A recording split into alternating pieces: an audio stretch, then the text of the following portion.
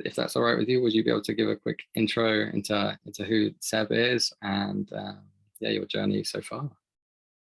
Yeah, sure. So I'm Seb. I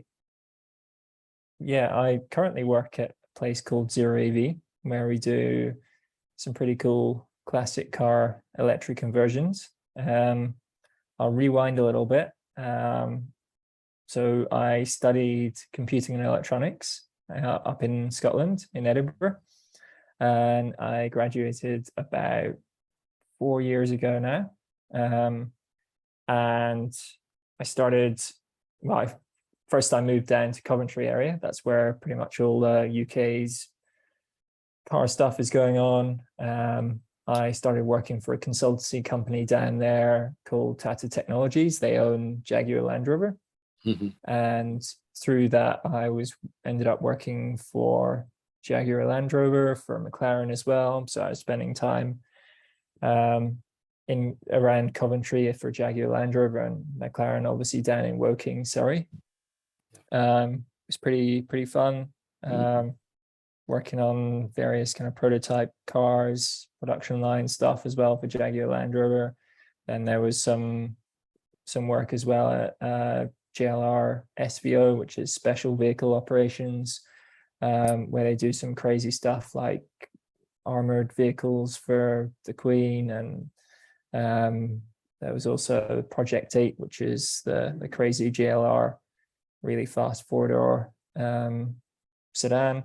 And then so I worked there for, it was about a year, and then I moved to a different job, which was still in the same kind of area. Yeah, same, it was consulting, automotive consulting. It was a tiny little kind of startup called Future Motive. From there, I was it was some one-off jobs. I did a bit of work for Ford, doing some prototype EV stuff, which was quite interesting, out in Germany.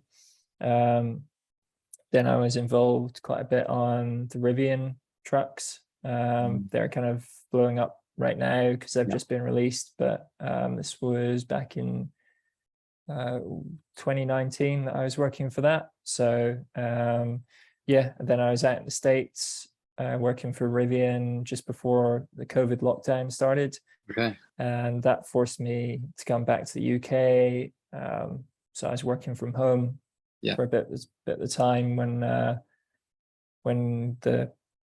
COVID was, the lockdown was on. And then it was great working from home, but I got a bit bored quite quickly, and I started looking at different places. That's when it was actually a friend that approached me saying, "Oh, could you quote up?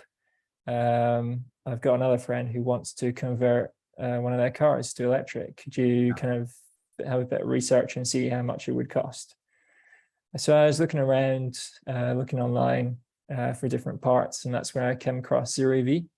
I came across the web store where we sell all our parts, and I put together a quote for this friend. And then that night, I remember going through, so thinking, "Oh, this is pretty cool what they're doing." And then I found the YouTube channel. I watched most of the videos, and then contacted Chris, the director, and from there, fairly quickly, I think it was within a week or so, sorted a new place to live, the job here at Zero EV, and did it all. And then just coming out of lockdown, started here. Wow. So that was about, sorry? A real rapid sort of shift over to retrofitting from this industry where, go, sorry. Yeah.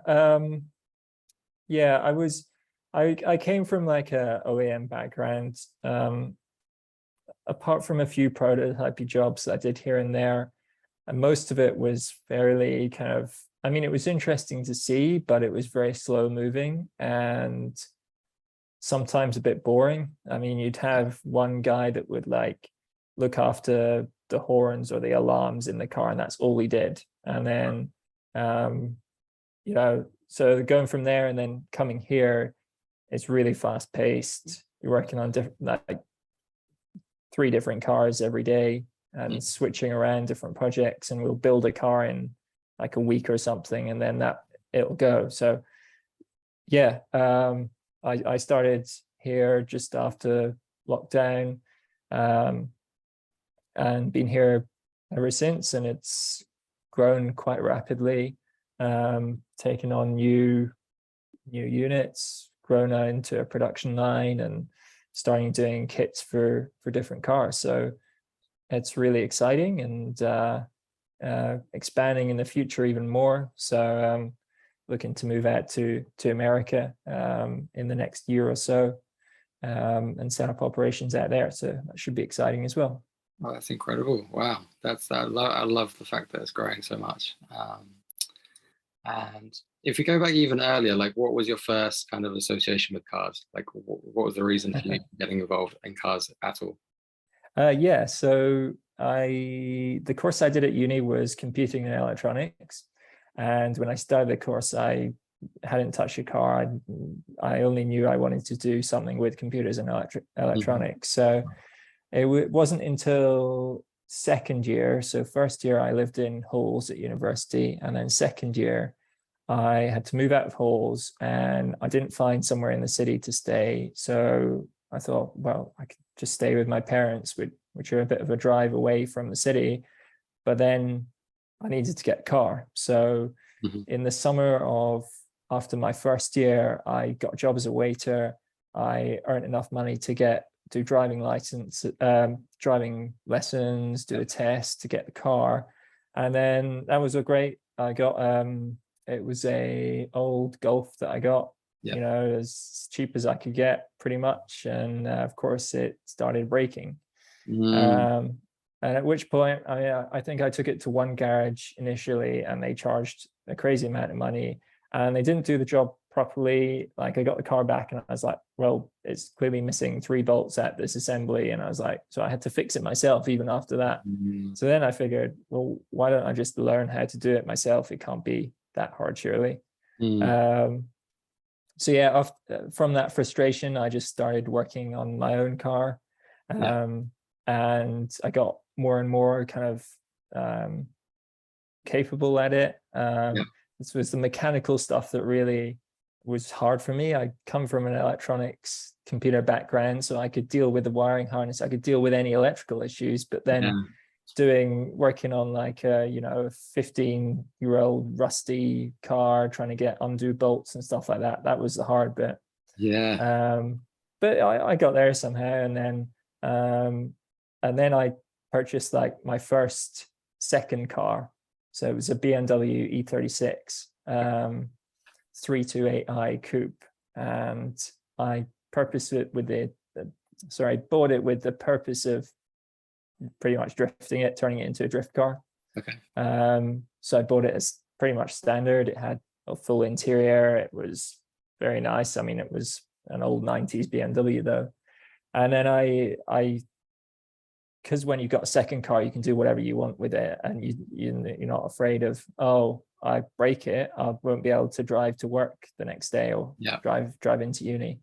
So yeah, I completely pretty much stripped all the interior, bucket seats, everything like this, doing all the modifications, coilovers, setting up all the steering geometry for drifting, and then right next to where I lived at the time, it was up near Edinburgh, there's a purpose-built drift track called Driftland, where I'd take it kind of on weekends. I don't know how I funded it. I had a part-time job while I was studying, and then I go to these drift days on the weekends and burn through like 6 tires or something, and I could only go like once a few times a year, but it was fun.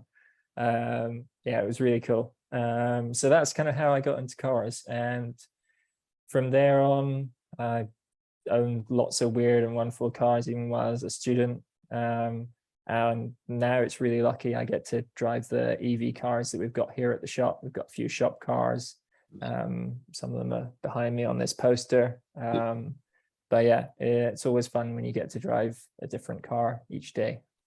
100%. No, that sounds amazing. And so, yeah, I mean, it sounds like it sort of arrived at like the perfect time through a friend to find this job at Zero EV. But if you were there, you could have gone into any industry, any of like the new like manufacturers working on any of the new lines or anything. What then was the calling for you to go, oh, actually, I prefer to work in this sort of retrofitting place where I can, make the most of these older cars? Well, I mean, there's a few things. I came here for the interview, and pretty much everyone here is way younger than what it was at all these OEM companies. Okay. At the OEM companies, I was finding I was like half the age of everyone else. Okay. And just quickly, what does OEM stand for? Oh, sorry, original equipment manufacturer. So I usually say OEM when I mean, so say Ford, all the car makers, Peugeot, Jaguar, Land Rover. I call those OEM brands. Okay. That's those are the big companies where they'll make a car and they'll sell tens of thousands of them. And they'll spend, say, 5 years developing the car, so every single detail will be meticulously done, and it just takes ages, and you spent 5 years working on the same car on a single component. And I came here and I walked through the workshop and the interview, and I saw all the different cars here, and I'm like, wow, okay, you're working on all these cool cars, and they're actually cool cars. Like, yeah, I guess I was at Rivian working on that, but whenever you're working for one of these big companies, you don't have much freedom either, unless you're very high up. Whereas here I can say, okay, let's put this in the car and we'll just discuss it. And if it's a good idea, we'll do that idea. If I were to do that at my previous companies, you'd have to go through 5 different managers, and then maybe your idea, if it was exceptional, would get considered. And then it wouldn't be another 3 months until it actually came to anything, physical or whatever. So yeah, it's just really cool working here. And then the other point of it is working with these old cars, which are really, they're really iconic. You don't often get to see these cars. I mean, in this workshop here, what was it, last week, we had, I think it was 3 or 4 Porsche 911s all together in a workshop. Usually you never really see one of these old 911s on the road, maybe once a month. And we're working with them every day, which is really cool. We'll get the weirdest of cars in, high value cars that you wouldn't usually find, and they're just interesting. And then we can fit these new tech to them and just make them so much better than they were before. It's great. Oh, that sounds incredible. So I mean, for me myself, like when I started to get a little bit interested in retrofitting, I started to explore things on YouTube and a few different forums, and I found that there were a couple of different workshops, and I asked them for quotes, and they said, oh, it's going to be 60k plus, and it's going to be a 2-year waiting list kind of before processing that. And I was like, oh, there must be another way. And so I started to get more and more interested in it. But I realized after watching a few videos, the common thread of advice was like, go for older cars because there's less electronics in them and you're going to come across less things there. Like, as somebody that's come from this electronics background, like what advice would you have for people who are considering doing their first conversion? I mean, just on that first point where you're about the car age, you could in theory pick any car, but you'd almost have like a exponential curve of how long it takes to integrate an EV kit with newer cars. And after sort of, I'd say 2005, the amount of hours will just skyrocket because of the amount of safety systems and electronics and stuff you've got to fool to make the car think it's still got its old engine in. And that's where the trouble comes. So, I mean, I've seen this time and time again where someone will be like, oh, can you convert my 2010 Range Rover? something like this. Yeah. And yes, we can do it, but it will probably take about 6 months reverse engineering first the stuff that we need to then tell the car to make it think it's still got its old engine in. And at that point, you're at a crazy amount of money, and you may as well have spent that money on an older classic car, which is nicer, looks nicer, and you don't have to do all that reverse engineering or any of that stuff. You just start, and you can put all that time into actually doing the EV stuff or save costs. Beautiful. So you would say it was a sage piece of advice that these people were sharing, like, start with an older model. Yeah.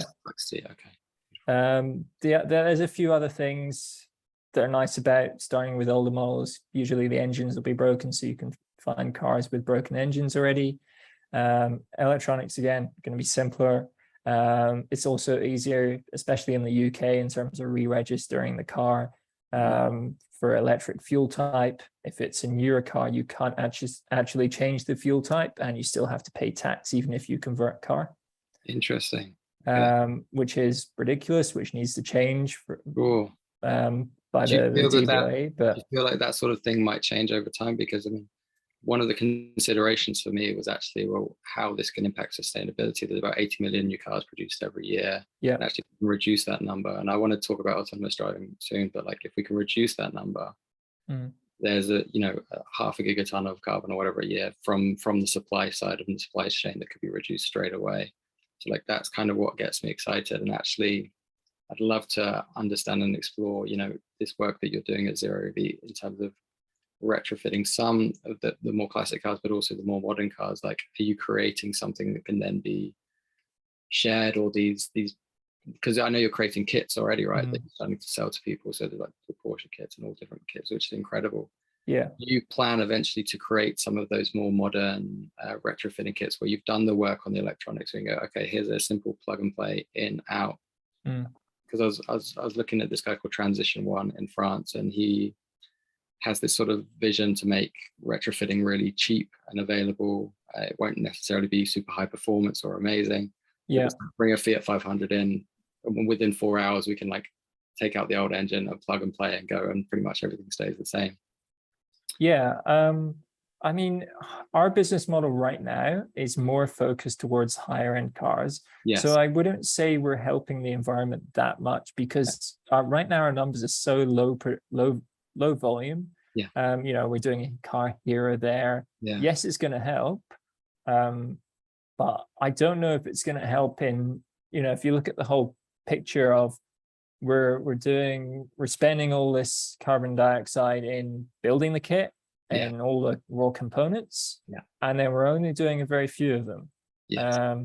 So it might help. It might get better as we do larger volumes. And there's things like, we're working on the Defender stuff right now. Defenders aren't as rare as old Porsches. And once we get into high production numbers, we can bring costs down, and then there's a higher adoption rate. And at which point then you might start making an impact. But because it's such a niche thing right now, it's hard to say. Definitely. That seems to be the consensus as well. As I was chatting to David John, and he was kind of saying the same thing. It's niche right now, but maybe there's some learnings and things that can come from this, and then can spread a little bit further and make it more, mass adoption, which would be. I think if anything, one of the main things we're doing to aid sustainability is reverse engineering parts, which would usually go to the scrap. So, for example, in a lot of our kits initially, we're trying to get away from this now because we're going to higher volumes and it's not sustainable. But we'd reverse engineer Tesla motors, Tesla components, the battery cells, all of this stuff, and then we're reusing that. So it's preventing that completely going into scrap. So when you've crashed your electric car, all those components are then recycled, which I think helps quite a bit. Definitely. And that's what I loved about your business model. So you're taking those old Tesla components and the batteries. Is that changing now in terms of the way that Tesla have set up the batteries? the newer Teslas more challenging to take the battery apart? Is that true? Yeah. So, for example, with a Model 3 battery, and I think this is going to be where every manufacturer will be going. So, I'll rewind a bit. So, to build a battery, you usually take lots of little cells. So these can be small pouch cells, cylindrical, as in what Tesla uses, and usually build these up into sub-modules. Yes. And then you'll assemble, say, 16 of those sub-modules, which will be quite large, but still you can carry them into a whole battery. What Tesla and what VW is doing a bit recently as well is going, creating larger modules. So you're increasing your energy density. So the new VW ID3, the modules are significantly larger, and the Model 3 battery, that's only got 4 modules, and they're really long modules. So they're increasing their energy density, and it's better for manufacturing. It's not as good if you want to tear the pack apart and then use those, because they're not as modular. And what is ultimately going to end up happening, I think, is batteries are going to go from cell straight to battery. So stuff like, I don't know, just recently there's been some teardowns of the new Tesla battery architecture with the 46 something cells. And they're essentially, all the cells are in the battery, they're bonded into the battery with this kind of sealant, which makes it near impossible to harvest any cells. Interesting. But what I see, I don't think we're just going to stop and not recycle those batteries at all. What I'm working on right now with a colleague is doing some energy storage stuff. So although we can't fit a battery in a car, we can fit a battery in a garage, stand it up on its side, whatever, and use it as energy storage. And I think this is going to be a key part. I mean, there's all these parables coming out, but if we can easily reuse batteries from salvage cars, the battery doesn't need to be in the greatest condition at all, because the load it's being put in as an energy storage is probably 5% the load it would see actually driving a car. So it can be a really bad condition battery. You can run these batteries all the way down until they're completely dead. They're just going to be sitting on your wall, not holding as much energy. It's not like your car's not going to go faster or anything. Wow. I love that. That's such a great reuse of the batteries. Doesn't need to go from car to car, and goes from car to home. So you're solving another key issue, which is energy storage in the home. That's amazing. I love that. Wow. Beautiful. And then another thing that really excited me, but more just from I used to love remote control cars as well. You you made a life-size remote control car. I did. Can you talk people through that? That kind of came about as a bit of a mistake. I've got family up in Scotland, so you drive up to Scotland quite a bit. Driving from Bristol, Scotland, that's about a 6 or 7 hour drive. It's pretty boring. I used to do it when I moved down to England every other week, and that's a lot of miles. And I was like, well, surely the car can just drive itself. It's a simple task. You're following a lane on a motorway between some white lines and not crashing into a car in front of you. That's a very simple task. You're just sitting on the motorway. You're bored at your brain. So I started doing a bit of research. I was like, well, could I buy a car with with a lane keep assist and adaptive cruise control and all of this stuff? I was like, well, I could. You can get a top spec BMW with it, or you could go and get a Tesla. That's a lot of money though. And even then, you get them, and I've been in a few of them. A friend's got a Seat which has it, and I've driven some Teslas which have it. And it's not perfect. It does drive quite well, but it always nags you to put your hands on the wheel, and which almost kind of defeats the purpose of it should be driving itself. So I was like, well, okay, why can't I do it myself? And then I did a bit of research and came across there's an open source self-driving agent called OpenPilot, which essentially runs on a 2016 Android smartphone, which is quite impressive. I mean, all these companies are complaining about the fact that, oh, we don't have enough processing power or good cameras to do this driving, or enough radars or sensors, or we need our LiDAR. Yeah. And this 2016 phone, just using the rear camera, so the normal camera on the phone, is able to pretty much drive my car. I mean, I don't need to touch the wheel on the motorways. But anyway, how I got there is because my initial reaction to that is like 2016 Android. What's the runtime of that? Like, does it ever just crash? And obviously, if it's crashing as a phone, like as a phone, it's fine. Like if you want to open up a few apps, but if it's controlling a car, then there's like the initial thing is the safety. So like, what research has there been done around the safety in terms of OpenPilot and ensuring? Yeah, so there's a lot of safety stuff to be careful with. I went through with the car I put it on is my own car. It's a smart roadster, 2005, I think it is. So I did a lot of engineering. It's about a year's project to add steering, braking, and throttle control by brake-by-wire or whatever it is. So it could do everything from the control of the phone. It has the capability, in theory, to brake and lock the brakes up. It's that capable, and it could steer and overpower you. Like the steering wheel could steer so much that you couldn't stop it, and the gas could get stuck on full. So all of those are pretty bad situations. The way the system is built is the phone is not a safety critical part of the system. There's a separate little microcontroller that's separate to the phone, and that's designed as the safety critical part.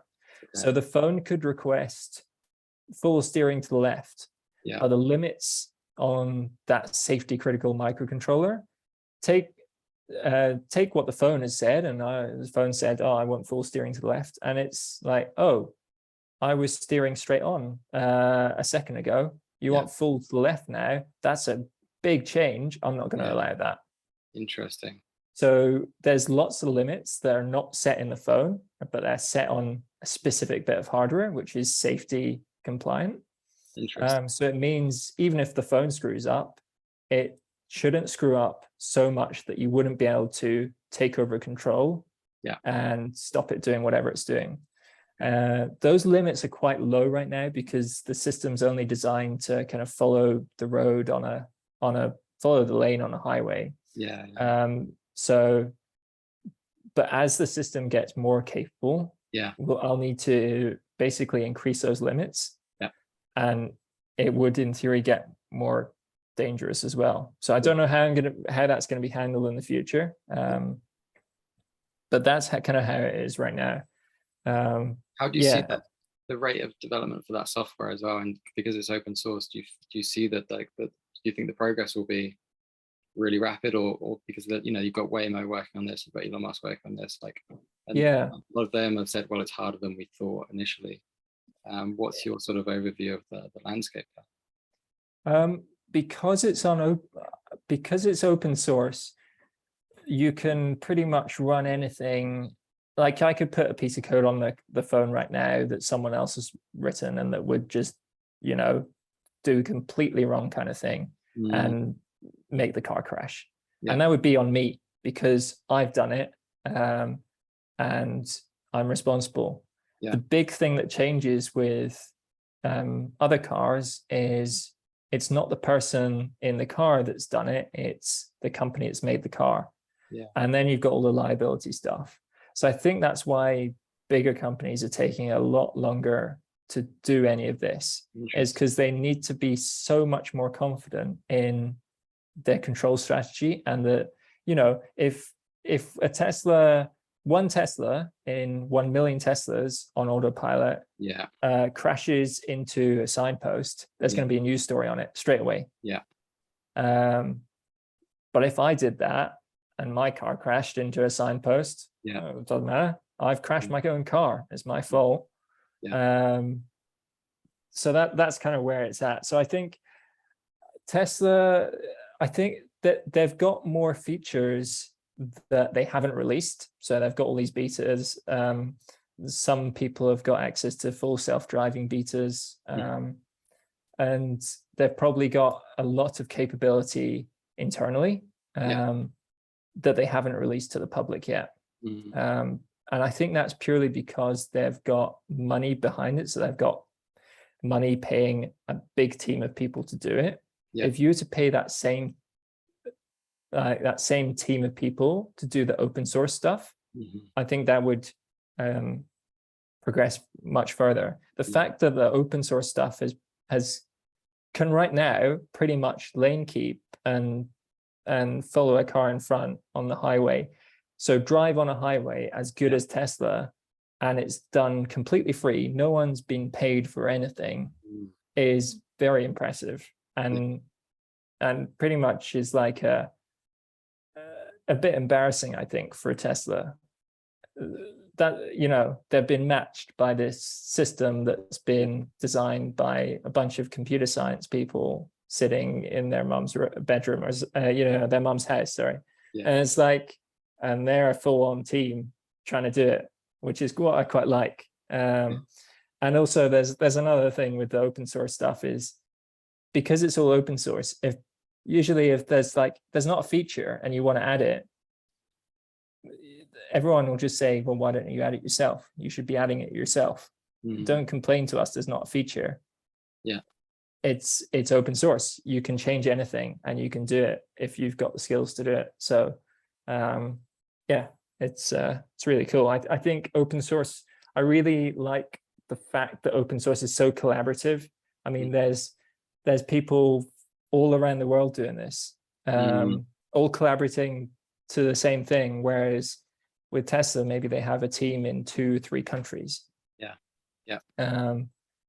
So that's just my take on it. Oh, I love it. And just extending that take, like, how do you feel if autonomous vehicles become the norm? Like, how do you feel that might impact society? I think a lot of people are very, very scared of them. Because it's an unknown, and we're just naturally scared of things we don't know how they work or what they're going to do, and that's just how we deal with it. But I think it's just going to have to happen very slowly. So it's not going to be what one day Tesla releases the software and all of their cars drive by themselves. It's going to be very gradual, as we've seen that it's gradual so far. I mean, cars initially came out with cruise control and it's like, wow, okay. And then I read one story, I think it was a while ago, and it was very stupid, but an American put cruise control on a highway and just let go of everything and thought the car would drive itself, and then it ran itself off the highway. That was a Simpsons episode as well. So first it was like cruise control, and then, okay, we can look at the lane markings and we can give you an audible noise when you're straying out them. So that's what we'll do. And then the next step is, I'll keep you in the lane markings. And then the next step will be, okay, you want to do a lane change? We'll go over to the next lane and I can cross over that lane marking and the car will do it. And it's just adding these small features one by one until, and it needs to be in a way that a lot of people can experience it as well, I think. And that's one of the issues with the Tesla system, is only people with a fancy Tesla can use it. And that's why I like this open pilot project, is you can retrofit it to a lot of new cars, and that gets your adoption rate way up and lots of people can experience it. And then as soon as they experience it, I mean, I fitted it in a friend's VW. It was a VW Passat. It's a standard car, and And the fact that you can fit it in such a standard car, and then always the first time someone engages the autopilot system, this first look is like a look of disbelievement and almost like fear. Yeah. And they're like, okay, I don't really know what to do. Yeah. And then it's great. I've got it on video, but the second look is almost like a realization, like, why was this not a thing for the last 5 years that I've been driving? Yeah. This makes so much more sense because I'm still fully in control of the car right now with this current level of stuff. Yeah. I'm still fully in control of the car, but it's just doing the stuff that is boring to do to me. Yeah. And it's great. And in some ways that feels a lot safer as well, because, you know, part of that aspect of driving on the motorway, needing to concentrate all of the time, can be fairly draining. And, you know, they say like rest and whatever. Actually, if you've got this thing doing the majority of that for you, you can just be a bit more aware of like any particular danger coming up and actually relax and not necessarily think, oh, I have to brake now, or there's traffic, I need to start. You've got that just taking and doing the majority of the work. Oh yeah, definitely. I mean, there's been multiple times when I've been in the car and it's been following a lead car and the lead car suddenly slowed down. And I've been like, oh, we're slowing down. Oh, okay, cool. There's a car slowing down in front of me. And I maybe didn't even realize. I mean, all these safety systems, like stuff like that started as automatic emergency braking and stuff like this, it's great because it's always there. The computer never gets tired. It's always watching out. You might be, you know, trying to eat a sandwich with one hand and steer the wheel with the other hand. And then whatever happens and you're not as well prepared. Definitely. Yeah. No, I love that. I think it's amazing. I mean, that's just, to me, like, I see this vision eventually, like from the sustainability angle, I kind of see autonomous vehicles taking over, and the thing we don't want to lose as humans is autonomy. Like, we want to be able to get from place A to place B really easily. So if you're living in the countryside or whatever, you want the car just to show up, take you to the place. And I feel like that has the potential to take 80 or 90% of the cars off the road if there's a really like efficient network of cars that are doing that, and that could save huge amounts of carbon and all sorts. So I do feel like there's an incredible potential for that. And then also the car parks can become veggie gardens. That's like the bigger sort of dream. As we go to shared transport, or transport as a service is what the fancy name is for it, where you don't actually own a car but you'll just hail a car, and one will arrive straight away and just take you to wherever. I mean, that's already a reality in I can't remember where it is. I think it might be LA or San Francisco where Waymo's operating. But right now you can hail a completely driverless car. It will come and pick you up and it will take you to another destination and you'll get out and that's it. Which I think is really cool. As you said, it's going to reduce a huge amount of carbon. It's going to also probably improve traffic quite a bit because all these cars can talk to each other and that they can negotiate how they use the road. It's going to prevent us having to build more roads. All of these things that I think we don't think about. We can also then adopt EVs even more because all these driverless cars can then just go to their charging point when they need to fill up, and a different one that's already full can come and take, you know, get back in service. And then the batteries of the smart cars can go smaller because you've not got a person saying, oh, I need my car to go 300 miles on a single charge. Because when you're not using the car's gone off and it's away and happily charging. So I think it's I think it's going to be really good. The only thing I don't know how it's going to work is if we have all these autonomous cars and we have them all communicating on the road, and then someone says, oh, I want to drive my car, because that's fine. You say you want to drive it for the enjoyment of driving it. I mean, we do classics here. You'd want to drive one of these cars. How's that going to play with the rest of the cars, which they don't know how you're going to drive. They don't know what you're going to do. And you're going to be on sharing the same road as all of these other cars. Yeah. I wonder if we're going to get things like you have bus lanes right now, you have almost bus lanes for autonomous cars, where you have specific routes or whatever it is for the autonomous cars, where they could probably all go much closer together, nearly bumper to bumper. And when a light turns green, they all move off exactly the same time. That's interesting. I like that.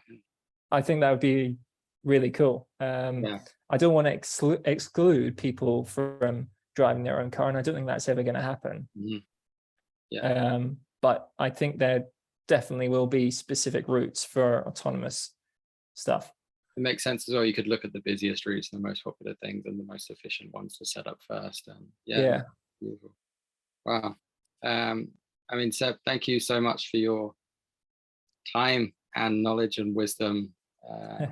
It's amazing to hear all the stuff you're up to and how this creates different ripples effects. And I'm sure, it needs people like you to just be innovating and doing what you're doing. So thank you for following your curiosity and your passion and thank you. Going remote control cars, because I'm sure it will trigger something in somebody else to do something equally awesome. But can support society. Even just having fun, I think, is supporting society as well. So yeah, I just aim to come into work, have some fun, and if I can work while I'm having fun and do stuff that's enjoyable to me and inspire others to do same kind of stuff, then yeah, that's great. And you've got a YouTube channel as well, right? I do have a YouTube channel. I assume you can I'll send you a link to that later. That's got a video kind of in depth of how I did my autonomous smart car and a few other stuff that I've worked on in the past. Amazing. Well, I'll share that as well. So thank you so much for your time, Seb. And have a beautiful day and stay in touch if there's anything else that comes up to mind. Or awesome.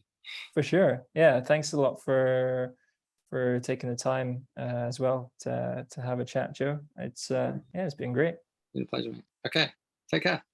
Cool. Thanks. Bye.